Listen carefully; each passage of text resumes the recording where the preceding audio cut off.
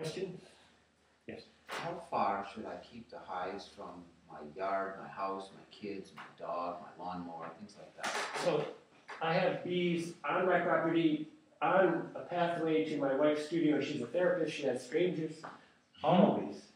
This is a little too close. Sometimes I'll see a mom and her kid just standing there looking at my bees, and I come running up. Hi, I say, the bees don't seem to mind you. It's must be your shampoo is pretty good. If you have the wrong shampoo, the bees will just go after you. So you never know if today I have the wrong shampoo.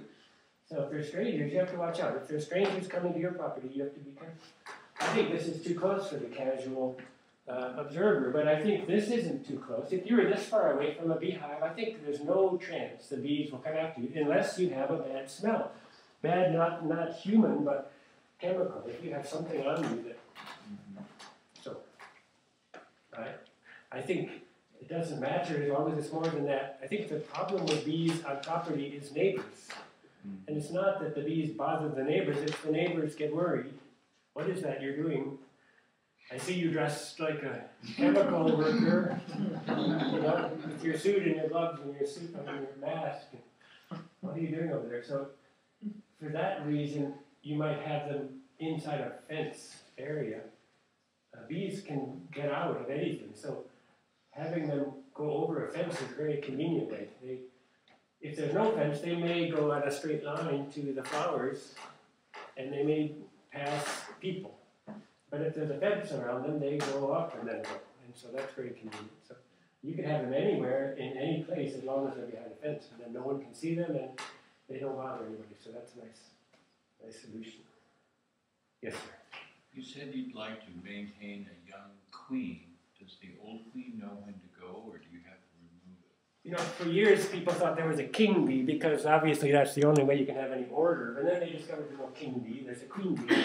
It took science a long time to wrestle with that idea. They finally accepted it, but they thought she was the boss.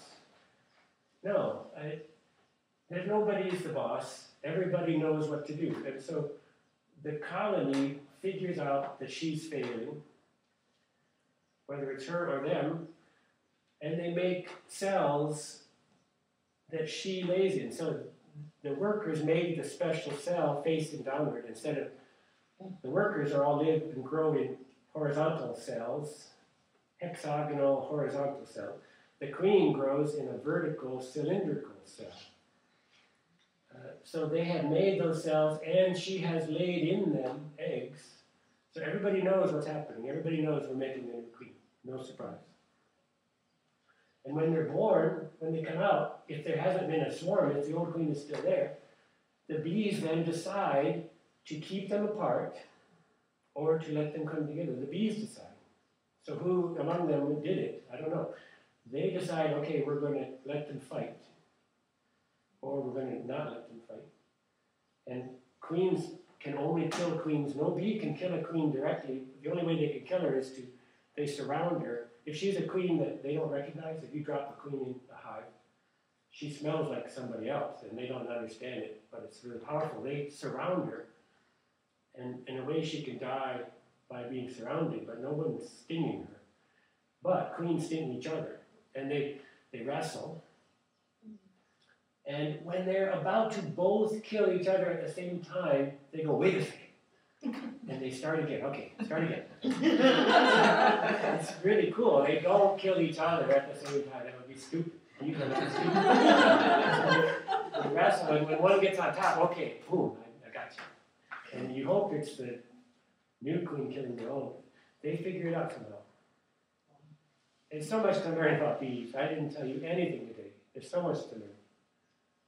Thanks for wanting to learn. Yes, question? I'm getting a full strength colony. So that's like a high body that's in. It's probably a high body and a super, at least. I was told to get a super to have it standing by. So okay, so just a high body, that'd be better. That's a normal strength hive. About one bee out of 1,000 is nasty. And so if you got a beehive that has 30,000 bees, you got 30 nasty bees. And it's a little more likely somebody will sting you, especially if you're new at it. Whereas a new colony, maybe 3,000 bees, or maybe only 3 nasty bees in there. And so it's much more likely that they're out working or sleeping or something. It's hard when you started because you have the fear and you put on the extra stuff and then you're more bumbling because you have the extra stuff, you're not as smooth. And the extra stuff smells. That leather gloves, that's not the beekeeper leather, that's a cow. And the netting isn't human, it's nothing, it's plastic, I don't know what it is, the netting. So they get the wrong idea about your extra stuff. But you have to wear it when you're new because you don't want to be stung 50 times. If you drop something, that's what I carry this around for. I can fail and drop something. But I then can't leave, I've got to stay there. So I got that in my back pocket for my own mistakes. But I never ever wear it until I have to because it's so cool when I can be a beekeeper without it. It's worth the effort. And if you know, duck. So you failed, they're mad, duck and get out of there. Don't stand and go like this. Right? Duck, because they go to the top part of you, and that hurts the most, the head. The stinger on the bone of the head is really bad. Almost as bad as the nose, which I get quite often. You learn to you breathe over here, and then you're working because you know the worst part of you is your exhalation. And if they're coming by, they're going, ooh, what is that? Because they'll smell you in the inside of you. And they won't be smelling the smoke, they'll be smelling whatever you are. Yes? What do they like to smell So besides flower? they would like to not smell you. They want to smell the world without you in it, I think. But smoke is acceptable because they understand this is necessary. This is God in a certain sense. I don't know what it is they think, but they respect smoke. But they don't respect your exhaust. And so it's an art to, when you're right in there with 1,000 bees, you breathe over there, and there's a lot to learn. It's a path of initiation if you're that kind of person. You learn to not do that ever, and it's kind of hard. So in a way, it's a challenge to become a better person, controlling yourself. Yes? Well, if I brave beekeeping, having been stung on the ear by 20 red wasps in the past and chased me down. Yeah.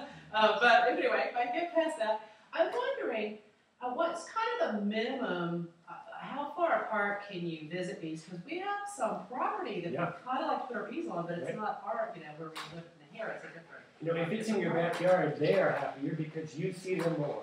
I think bees and people need each other.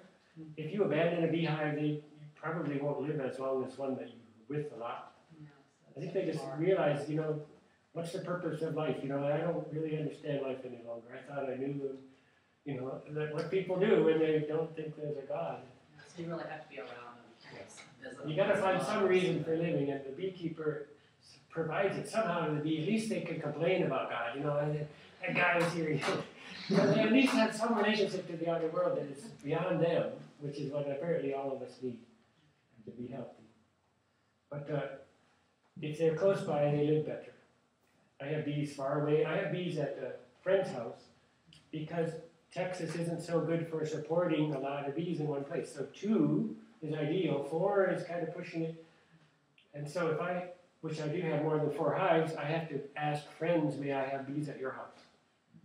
And they like it because I pay them with honey now and then.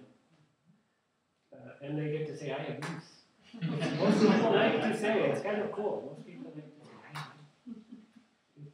I wish I could kind of go back and think, how would it be to have bees? It would be so cool to have bees. It really is cool to have bees. It's different. You can start noticing flowers. You notice the temperature. You notice the wind. You notice ants. You notice everything. Sound. You're listening. That sound they're making is normal, and then that sound is not normal. And it's just better to have bees around. So anyway, yes? How close do you have a water supply?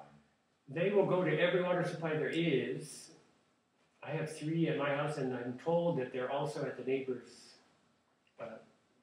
They want to make sure that when that water supply dries up, they have others. And so they go to every water supply.